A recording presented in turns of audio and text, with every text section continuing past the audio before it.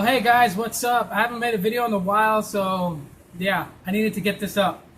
Really missed you guys, missed doing this, so don't mind me if I'm a little out of it, a little rusty. You know, it's only been a few days, but usually when I'm in my groove, then these videos come out pretty good. But then when I kind of take like a small gap in between, it's like stage fright all over again. Anyways, guys, I wanted to talk to you guys real quick about mobile carriers and how all this stuff is. Just basically, I watched the Periscope video. This guy was talking about switching between T-Mobile and Verizon, and I just seen a bunch of people just start honing in on facts about the carriers that they're with, and you know, you really can't get too anal about people that just basically recite what they see from commercials or what they're told from store reps. Not everyone is born with an encyclopedia knowledge of telecom companies and mobile technology. You know, this is stuff that you gotta really pay attention to and be involved in order to understand. But the average consumer really doesn't care. But that's what this video is for. It's for the average consumer, so they can kind of understand what's kind of going on here and not get duped. Because that's one thing that can happen is, you know, you get made a fool of. Now, one of the things that was talked about was the guy in the live stream, the Periscope stream, basically, was asking people if the 10 gigabytes that, you know, he would get in a family plan, because it's like a family plan he was looking at, it was 10 gigs for each phone. Was it 10 gigs of LTE? And I see like a bunch of people saying yes, 10 gigs for LTE. And really, you really can't offer that kind of answer, because it, you know, when it comes to network connectivity, it's based on where you live and what's around you. So while T-Mobile could offer 10 gigabytes of LTE high-speed data on your phone, doesn't necessarily mean that that's what you're going to get if you live in an area that only gets HSPA plus or 3G. Then that's really what you're going to get is 10 gigs of 3G or 10 gigs of HSPA plus. So really, it all depends on the area that you live. Doesn't necessarily mean that if you live in an area where it's only 2G, that you're going to get LTE speeds no matter what, because it has, basically the tower is the output of the signal, and it depends if there's LTE towers in that area. So that's one thing you gotta look up, you know, basically check out is your surroundings.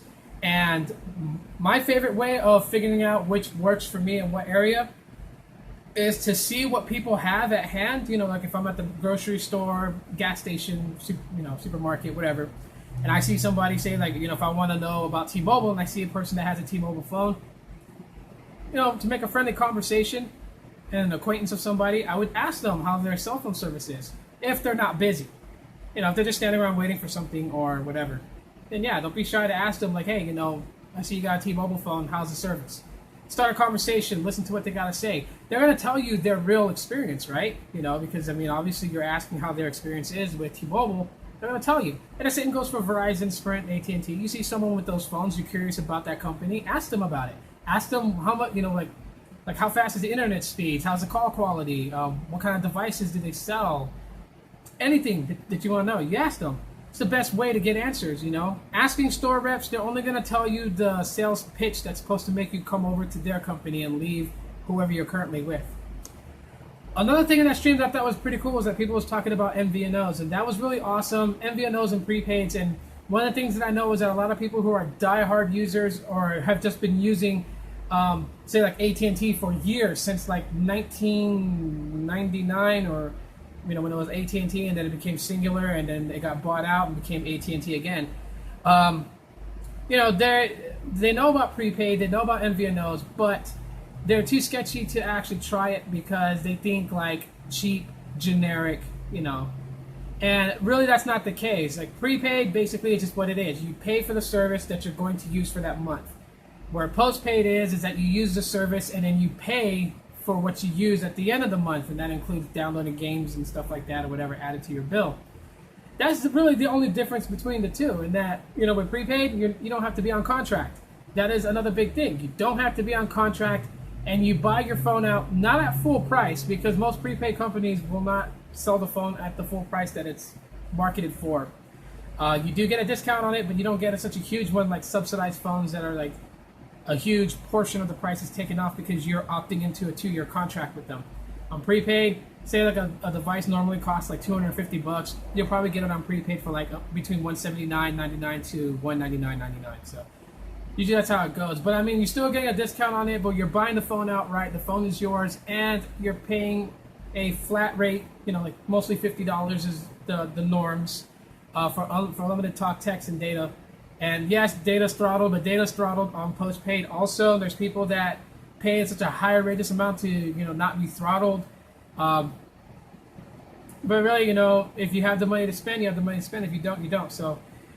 That's just a couple of things that people get like really confused about. It's like really the data connectivity and prepaids and whatnot. Like I said, data connectivity, it depends on the area that you're in. So while people will say yes, you get 10 gigs of LTE data, that's if LTE is available in your area. But whatever is available in your area, you're gonna get 10 gigs of that. So that's really the honest, polished out answer. And I'll probably do more of these just to kind of help people understand how the mobile carriers are and to kind of bypass the sales reps bullshit. So yeah, that's pretty much it for this video, guys. Standard video. And if you guys enjoyed it, leave me a thumbs up, let me know. Follow me on all my social networks and share this on your social networks. My name's Tito with a little Android. Thank you for watching this video, and I'll see you guys next time. Thanks for watching. Let me out! I'm stuck in your pocket.